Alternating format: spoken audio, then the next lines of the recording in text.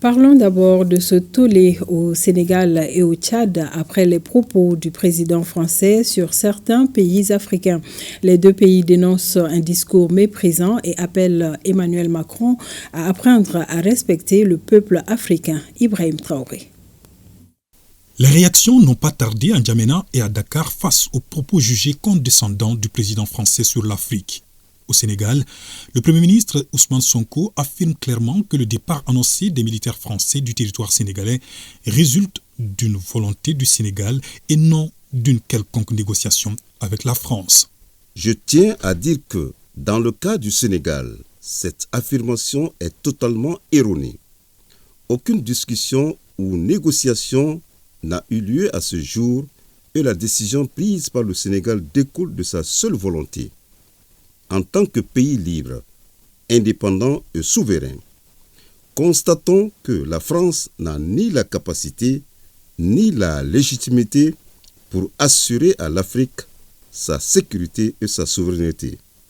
Bien au contraire, elle a souvent contribué à déstabiliser certains pays africains comme la Libye avec des conséquences désastreuses notées sur la stabilité et la sécurité du Sahel.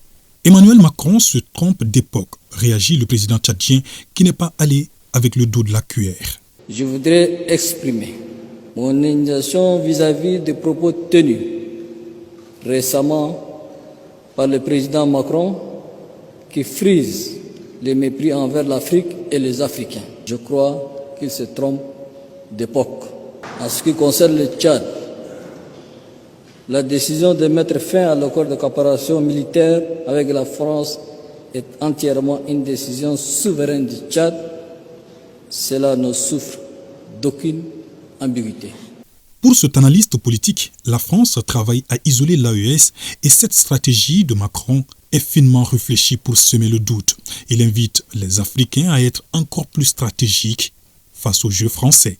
Le discours d'Emmanuel Macron est un discours empreint de pièges de manipulation à mon sens.